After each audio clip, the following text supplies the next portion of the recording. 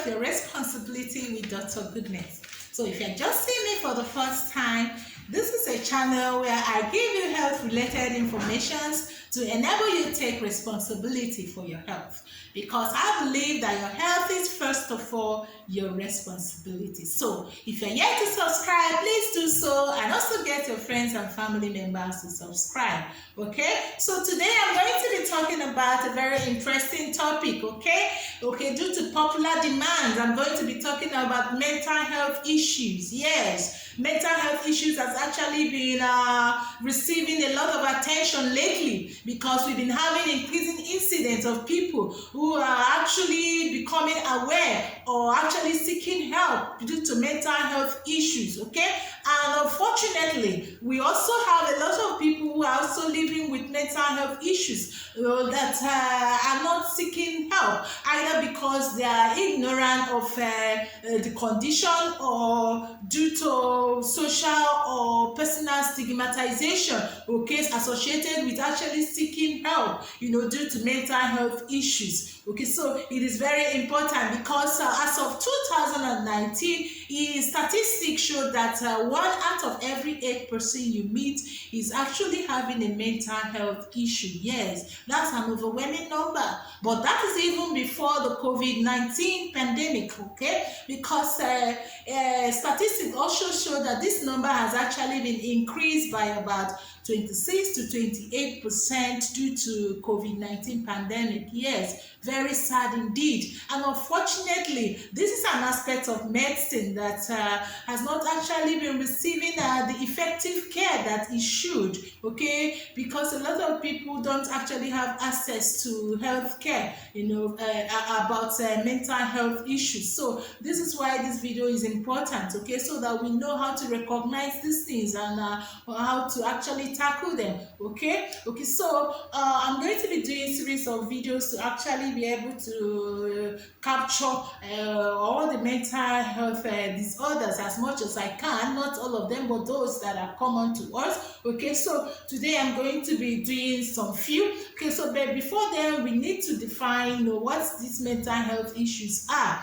Okay, so mental health disorders are actually changes or derangement in mood, in thinking, in emotional regulations, or in behaviors really that are abnormal and persistent. Okay, so when a person persistently exhibits this change in mood, this change in thinking, this change in emotional regulations, and this change in behaviors that are abnormal from the normal norm, it's actually considered as mental health issue. Okay, so this is important to know, because it actually ranges from mild, moderate to severe. Okay, so and these things are progressive. Okay, so it's better to actually identify these things early, in order to tackle them, because the good news is that most of the mental health issues actually have effective care management. So it's important. Okay, so today I'm going to be talking about the causes of these mental health issues, and then I will talk about the common ones around us. Okay, so and then I'm going to be doing the others in the subsequent video. Okay, so what are the causes or the triggers of mental health issues? Very important. Okay, so some are genetic in origin. Okay, so this means that they are congenital, meaning that either it occurred as a result of derangement or chromosomal anomaly, okay, in certain people where they are actually born with this mental health issues. So in these cases, you can only manage this most of these cases. Okay, so you manage this effectively, but the sad news is that the greater percentage of mental health issues are actually acquired. These are things that people actually acquire from distresses, that's either be linked socially, biologically, psychologically, from trauma. It's even poverty, violence. It can actually come from every negative experience we've had. Everything that actually challenges our emotions, our psychology, our behavior. All these things can actually result to this persistent mood, change in mood and behavior and emotions. Okay, so and thinking. So it's very important. So now, what are the common ones we have around us. So I'm going to be talking about depression, clinical depression, and then anxiety. Okay, so that this video will not be so long. Okay, so what is clinical depression? So, because it's so common, a lot of people are actually coming down with clinical depression, and the unfortunate thing is that they don't actually seek help, and then these things can accelerate and lead to severe malformations. Okay, so clinical depression can actually be said to be any persistent low mood, a low mood that is persistent, and the person actually loses interest in things that are around him or her. Okay, so a persistent low mood with loss of interest that is significant enough to actually affect the person's daily life. Okay, so I know that a lot of people go through transient depression, maybe due to trauma, due to adverse experience. Okay, but these ones are transient. Okay, and some of those transient episodes can actually lead to this persistent episode if care is not taken, if the person does not actually seek help, when the person needs it. Okay, so it's important we recognize these things. So what are the symptoms? Okay, so the symptoms are numerous, but I'm going to mention some common ones. Okay, so just from the definition, the person loses interest, in activities around him or her, things that usually we excite or capture the person's interest. The person suddenly has zero interest, about activities around her. Okay, significant enough for people to notice, for it to affect relationships, for it to affect the person's social, spiritual, even biological life. Okay, so it's important. So it can actually reflect in form of loss of appetite, or even that is a case of anorexia nervosa. That's when the person completely loses appetite and does not eat. Or it can even go to the extreme where the person eats a lot.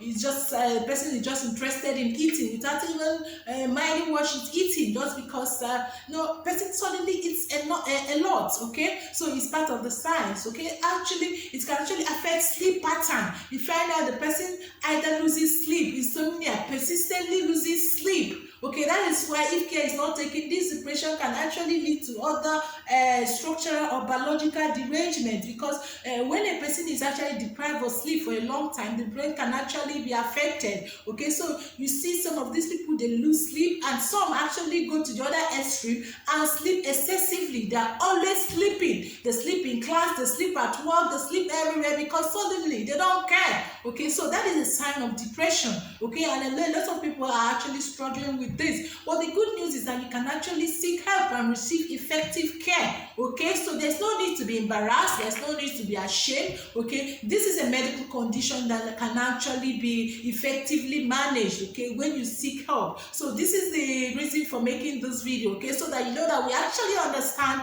what they are going through. Okay, some of these people actually are faced with suicidal tendencies. You see them, they can take overdose. They talk in a way, if you're around them, you will hear them expressing suicidal tendencies. Okay, this is a red alert. Okay, and if something is not done, the person can actually achieve this suicide. So it's very important we take note of these things. Okay, so that is some of the common symptoms of depression. There are numerous other ones. The person loses concentration, the person has zero energy. There are subtle signs, really, and there are numerous. Okay, but for the sake of time, I'll just go into the second one I'm going to be talking about in this video, which is clinical anxiety. Yes, we call it excessive anxiety disorder. You actually see people now who are excessively worried, who excessively fear, and they expresses anxiety that is out of proportion, for the event. Okay, so we are aware that people have transient anxiety that are proportional to events or experiences. Okay, but when you talk about anxiety disorder, these people actually go to the extreme, that is, they worry excessively, and this can actually manifest in a lot of symptoms. The person can actually have panic attacks. The person can have extreme phobias like social phobia, like creeping things phobia, like a lot of phobias, depending on what actually is triggering the anxiety. Some of them can actually become compulsively obsessive. That obsess about a particular thing, that obsess about a parent, obsess about a relationship. Okay, so these are signs of anxiety. This can actually reflect in restlessness. The person also have increased heart rate. The person can be sleepless.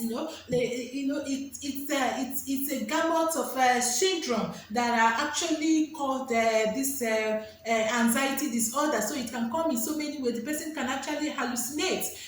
Sometimes it's triggered by trauma, sometimes it's triggered by experience, sometimes it's triggered by separation. Okay, so the symptoms are actually linked to the triggering factors. Okay, so it's important for us to identify this with our loved ones, with our friends, with our children, because it's very sad that about 301 million people are actually living with anxiety disorders. Okay, and 53 million of these people are actually children. So it's important, to look at that child, to look at, instead of beating or scolding the child for this abnormal behavior, you can actually seek professional help, which is very important. Okay, another thing that could help for adults is to cease smoking, to cease taking of alcohol, to cease taking caffeines, in any form. We could to improve your exercise, eat healthily, rest. Okay, so all these things can actually improve mood. They can actually reduce the anxiety disorder. And most of all, if you've tried all these things and it's not helping, please seek professional help. Okay, there are many medications and also psychological therapy, psychiatric therapy that can actually help to improve our health. Okay, so see you next time, and don't forget to subscribe and get your friends and family to subscribe. Okay, this is your health, your responsibility with Dr. Goodness. Bye.